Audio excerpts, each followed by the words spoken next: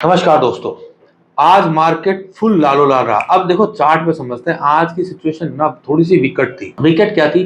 23,000 का एक अच्छा सपोर्ट था। हमें भी लगता था कि यहाँ से एक रिवर्स करना चाहिए। डिमांड जोन भी था साथ में। 23,000 पे ओपन इंटरेस्ट भी बहुत अच्छा होता। पुट राइटर बहुत अच्छे खड़े हुए थे, लेकिन फिर भी मार्केट ने उसको तोड़ा। इसका मतलब मार्केट में अभी तक बहुत अच्छी सिचुएशन है। देखो चार्ट पे समझते हैं कैसे कैसे वर्क करेगा। देखो निफ्टी का चार्ट हम देख रहे हैं, ठीक है।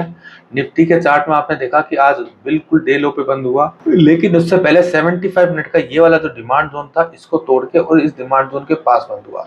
सेम कंडीशन बैंक निफ्टी की रही। इस वाले डिमांड जोन को इस वाले डिमांड जोन से में बंद हुआ। सेम कंडीशन निफ्टी 500 और अगर हम 200 का देखेंगे तो ऑलमोस्ट सेम सी सिचुएशन रही, ठीक है। साथ में अगर हम यहाँ पर दूसरी चीज हम ओपन इंटरेस्ट देखें, ठीक है।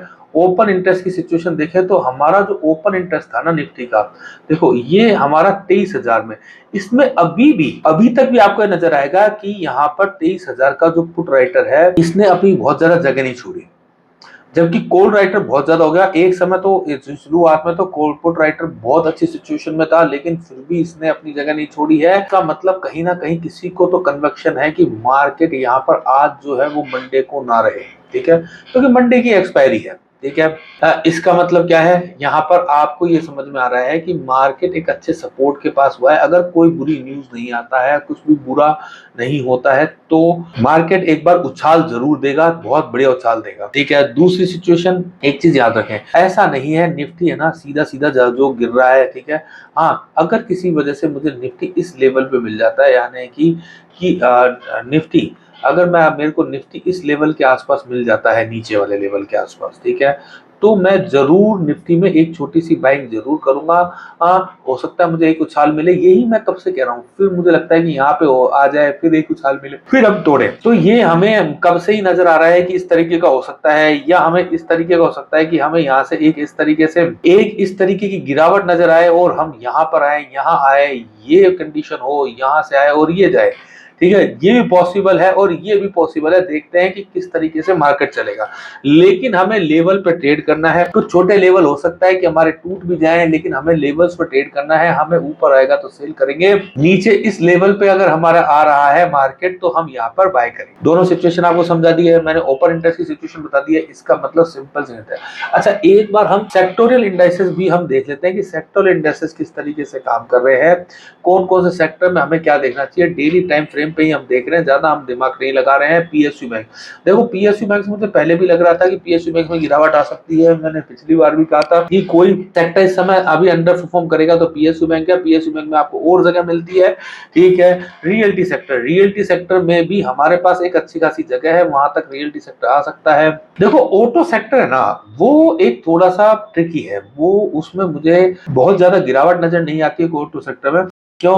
यहाँ पर प्रॉब्लम क्या है, ऑटो सेक्टर को अगर आप देखोगे तो मंथली का डिमांड जोन ही है, और अगर आप वैसे भी देखोगे तो ऑटो सेक्टर की सिचुएशन क्या है, हाफ ईयरली का एक प्रॉपर डिमांड जोन है, ठीक है। हाफ ईयरली बड़ा डिमांड जोन है, या इसके अंदर क्वार्टरली का ये डिमांड जोन है। हाफ ईयरली का डिमांड जोन के अंदर मंथली का डिमांड जोन है। तो मार्केट को इसको तोड़ने में जोर आएगा, ये वाला जो लेवल है ना, इसको तोड़ने में जोर आएगा। तो ये हो सकता है कि एक बार गिर के इस वाले लेवल तक, यहाँ तक, इस तक आ जाए, ठीक है, और यहाँ से चले, तो ये पॉसिबल है। तो मुझे कोई बहुत ज्यादा इसमें ऐसा नहीं दिख रहा कि यार मार्केट यहाँ से लगातार गिरना शुरू करेगा और गिरता ही चला जाएगा, ठीक है। गिरना शुरू करेगा और गिरता ही चला जाएगा, ऐसी ऑटो में कम पॉसिबिलिटीज है। फाइनेंस सेक्टर को मैं देख रहा हूँ क्वार्टरली के बड़े डिमांड जोन में है, लेकिन हो सकता है कि यहाँ इस लेवल से पे काम नहीं किया हो।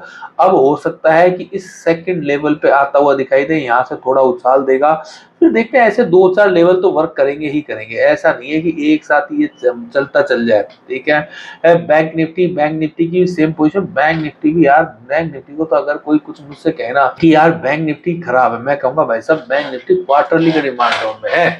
अब ऐसा होने की संभावना कितनी है कि बैंक निफ्टी क्वार्टरली के डिमांड जोन से ये सीधा टूट के चल जाए। 2-4-5%, ये जो 5-7% की जगह है ना, इसमें ज्यादा खुश होने की, ज्यादा वो दुखी होने की जरूरत नहीं है। हो सकता है कि ये जो 2-4% है यहाँ इसको कहीं तक चले, या तो ये यहाँ से चले या यहाँ से चले या इस बॉटम से चले, लेकिन बैंक निफ्टी एक अच्छी उछाल देगा। लेकिन उसके बाद, उससे पहले बहुत सारे जिनमें प्रॉब्लम है वो है कंज्यूमर ड्यूरेबल। कंज्यूमर ड्यूरेबल में आपके पास बहुत अच्छी जगह है, नीचे भी आ सकता है, बहुत लंबी चौड़ी जगह है। जैसे पीएसयू बैंक में मैंने कहा, रियल्टी इंडेक्स में मैंने कहा कि एक अच्छी खासी जगह आपको मिल सकती है। सर्विस सेक्टर, ठीक है, देखो सर्विस वाला जो है ना, निफ्टी जो सर्विस है, इसके अंदर एक प्रॉब्लम है। क्या है कि मैं क्वार्टरली पे देख रहा हूँ ना, बहुत अच्छा डिमांड जोन दिख रहा है, लेकिन जब मैं इसी को जब डेली पे चल जाता हूँ या वीकली चल जाता हूँ तो बहुत लंबी रेंज है। तो यहाँ पे ये यहाँ से रुकेगा या यहाँ से रुकेगा, ये कहना बड़ा मुश्किल हो जाता है। इसीलिए इस जगह पे आप इस चीज को ध्यान रखें कि ये जो है ना, यहाँ कहीं से भी रुक सकता है। तो लेकिन सर्विस सेक्टर अभी नेगेटिव नहीं है। Same private bank, private banks की भी सेम सिचुएशन है। ईएलडी के डिमांड जोन के पास है, तो ईएलडी के डिमांड जोन से ऐसा नहीं है ना कि यार गिरता चल जाएगा और मौका ही नहीं देगा, ठीक है। तो निफ्टी प्राइवेट बैंक की भी सिचुएशन सेम ही है। निफ्टी प्राइवेट बैंक की सिचुएशन सेम है कि ईयरली का ये डिमांड जोन है। ईयरली के डिमांड जोन के अंदर हो सकता है कि आपको कुछ अच्छे प्रॉपर डिमांड जोन है वो थोड़ा नीचे दिखाई दे, लेकिन देंगे। लेकिन इनमें जगह बहुत, अगर ये बैंक निफ्टी इसको नहीं 4%, तो यहाँ पे 15-16% की जगह है, तो ये बड़ा प्रॉब्लमेटिक हो सकता है, ठीक है। तीसरा, ठीक है, कंजप्शन को लेके भी मैं बहुत ज्यादा बुलिश नहीं हूँ। कंजप्शन को अगर आप देखोगे तो इसमें कुछ खास है नहीं। वीकली का एक डिमांड जोन है और बस इसको भी सब कुछ टेस्ट कर दिया है इसने। तो हो सकता है कंजप्शन आपको नीचे गिरता हुआ दिखाई दे। सेम सिचुएशन इंफ्रास्ट्रक्चर अच्छी जगह पे है, ठीक है ना। कुछ स्टॉक्स ऐसे हैं जो आपको बहुत, मेटल में भी बहुत ज्यादा जगह है। मेटल में जैसे ये सारे लेवल है ना, कचरा लेवल है। मेटल अगर नीचे आना शुरू होगा तो आप ये मान के चलो, वो मेटल में आपके पास कम से कम वही 8 से 10% की जगह दिखाई देगी, ठीक है। ऑयल एंड गैस, ये इसका भी लोअर लेवल नजदीक है। एनर्जी में जरूर नजर आएगी, है ना। तो अब आप ये समझ लो कि आपकी सिचुएशन क्या है। सिचुएशन ये है कि आधे सेक्टर तो आपके इस समय ऐसे है जिनमें डिमांड जोन बहुत दूर है, ठीक है।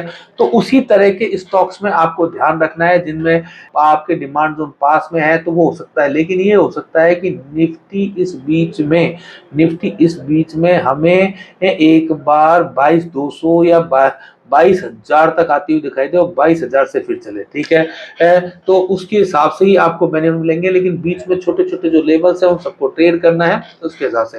बाकी आपको हमारे वीडियो कैसे लगते हैं, लाइक करें, शेयर करें, सब्सक्राइब करें, कमेंट तो जरूर ही करें।